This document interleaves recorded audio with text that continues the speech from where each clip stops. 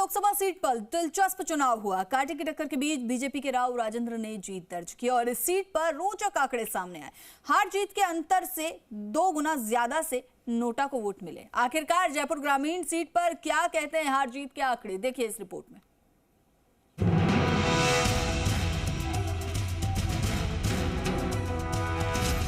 जयपुर ग्रामीण सीट के रोचक आंकड़े। नोटा ने पलटी बाजी, हार जीत से ज्यादा नोटा के नंबर। जयपुर ग्रामीण सीट पर हार जीत का अंतर बहुत कम था, लेकिन इससे भी रोचक आंकड़ा नोटा से निकलकर सामने आया, क्योंकि हार जीत के अंतर से ज्यादा इस सीट पर नोटा का बटन दबा। भारतीय जनता पार्टी के राव राजेंद्र सिंह ने कांग्रेस के युवा नेता अनिल चोपड़ा को 1615 मतों से हरा दिया, जबकि नोटा को 7405 वोट मिले। इस सीट पर नतीजों को लेकर घंटों तक विवाद भी हुआ, लेकिन नतीजा बीजेपी के पक्ष में ही गया। बीजेपी प्रत्याशी राव राजेंद्र सिंह को कुल 6,17,877 वोट मिले, जबकि कांग्रेस प्रत्याशी अनिल चोपड़ा को 6,16,262 वोट्स मिले। पहले तो मैं उनको आभार व्यक्त करना चाहूँ। मुझे जिन्होंने समर्थन दिया उनका आभार तो है ही है, जिन्होंने ना दिया मैं उनका भी आभारी हूँ। कि सुचिता से जिस प्रकार से चुनाव हुआ है, हमने चुनाव को प्रजातांत्रिक मर्यादाओं में रह के लड़ा है।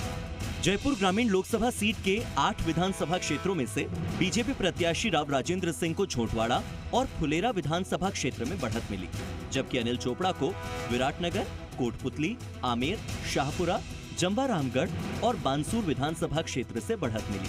यानी 6 विधानसभा सीटों पर बढ़त के बावजूद अनिल चोपड़ा को हारना पड़ा, जबकि महज 2 विधानसभा सीटों पर बढ़त बनाने वाले राव राजेंद्र सिंह की आखिर में जीत हो गई। हालांकि कांग्रेस प्रत्याशी ने पोस्टल बैलेट के मतों में गड़बड़ी का आरोप लगाते हुए दोबारा काउंटिंग की मांग की, लेकिन उनकी मांग खारिज कर दी गई थी।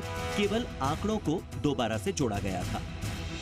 अगर इनको इसी प्रकार हमें गुमराह करना था तो 4 घंटे तक क्यों बैठाए रखा। इसी प्रकार का परिणाम अगर इन्होंने डाटा ऑफिस में हर डाटा के अंदर इनके करेक्शन आ रहा है। हमने बार बार बताया कि यहाँ 10 वोट आ रहे हैं, इन्होंने 60 वोट कर रखे हैं और 4 घंटे से हम बराबर इनको बता रहे हैं, लेकिन इनके कान में जू तक नहीं रहेंगी।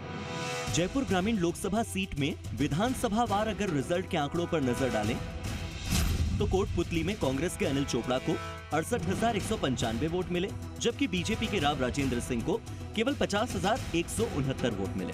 विराटनगर में अनिल चोपड़ा को 62,515 वोट मिले, वहीं बीजेपी के राव राजेंद्र को 59,869 वोट मिले। शाहपुरा में अनिल चोपड़ा को 78,446 वोट मिले, तो राव राजेंद्र सिंह को 55,227 वोट। फुलेरा में अनिल चोपड़ा को 74,520 वोट मिले और बीजेपी प्रत्याशी को 78,221 वोट। छोटवाड़ा में अनिल चोपड़ा को 89,603 वोट मिले, जबकि राव राजेंद्र सिंह को 1,70,377 वोट मिले और आमेर में अनिल चोपड़ा को 87,921 वोट मिले, जबकि बीजेपी प्रत्याशी राव राजेंद्र सिंह को 82,996 वोट मिले और जंबा रामगढ़ में अनिल चोपड़ा को 74,560 वोट और राव राजेंद्र सिंह को 55,975 मत मिले। बानसूर की बात करें तो अनिल चोपड़ा को 66,533 वोट मिले, जबकि राव राजेंद्र सिंह को 55,355 वोट।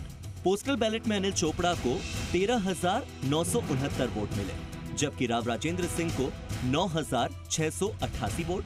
यानी कांग्रेस के अनिल चोपड़ा को कुल 6,16,262 वोट मिले, जबकि बीजेपी के राव राजेंद्र सिंह को 6,17,877 वोट मिले।